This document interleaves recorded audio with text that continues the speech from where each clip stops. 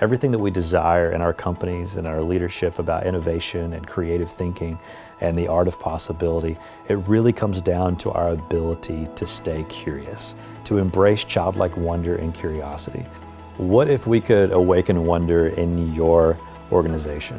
What if we could awaken wonder even in just your team that you lead? If wonder were to be awakened among the people that you work with, it would transform everything and you would feel the ripple effects throughout your entire company. The way that leaders have to do that is by leading with wow and wonder, instead of this constant, how is that going to be possible mentality. What if you started valuing the idea of wow more than the idea of how?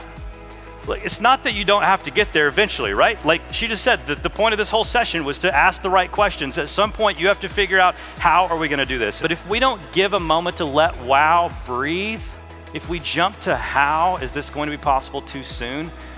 We crush wonder and we crush our ability to dream big. Wonder is like a switch. We're born with this little wonder switch flicked on. And when it's on, it changes everything about how we see the world around us. Somewhere along the way, most of us usually have some sort of wound in our childhood, whether from a father figure or a bully on a playground at school, and that wonder switch gets flipped off. And that's what gives birth to cynicism, and that's when we start misusing our imaginations. I used to think that we stopped using our imaginations. Like we all think that's a childlike thing, right? We're supposed to use our imaginations as little kids and then we grow up and we stop using them. I've discovered that's not the case. You guys use your imaginations every single day. But instead of imagining what might be possible or using your imagination to dream and create, most of you use your imagination to fear and worry about the things that could possibly go wrong and why your dream won't work. What if you're still using your imagination? What if worry is just a misuse of your imagination? You see, I sat on the back deck with my son Jude and we do simple things in my mind like blow bubbles. And to me, they're just bubbles. Not to Jude, right? It's like, whoa, bubbles. To him, it's real magic. Isn't it amazing how many things as adults we experience that we're just like, oh, no big deal. But when we're little kids, wonder is everywhere. You see little kids like Jude growing up in a healthy home, they don't have to go to conferences about awakening their wonder because for them, the wonder never sleeps. What if we could recapture that? Look, when we're little kids, we don't think about how things are going to be possible. We just believe that anything is possible. And look, I get it. I know that sounds cliche and almost cheesy. We have a tendency to roll our eyes when we hear people say that anything is possible. But as someone with a background in magic and illusion, when you're creating a magic trick, it's not that we actually have some sort of supernatural powers. It's not that anything truly is possible. But in that creative process, while we are utilizing creative thinking, we don't think in terms of what's possible because we know utilizing the art of magic and trickery, we can at least create the illusion of anything being possible. That ability to think outside the box has transformed the creative process for the way that magicians think. And that same kind of creative thinking can be applied to any style of work by any company or organization. You saw it with your own eyes, right?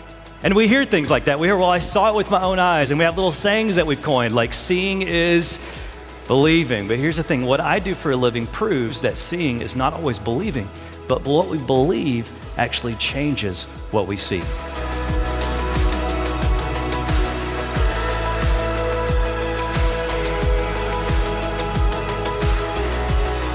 All right, so was he tied down to this chair? Yes or no? No, right? Like no one handcuffed him. Everyone who sits in this chair on the stages I get to perform on, they all have the ability to just go, you know, I wonder if there's more going on around me than what I can currently see. Like the paper was right there the whole time waiting to be discovered, right? It's not that it wasn't there, it's that we got so distracted, we weren't able to see it. Just because you can't see something does not mean it doesn't exist.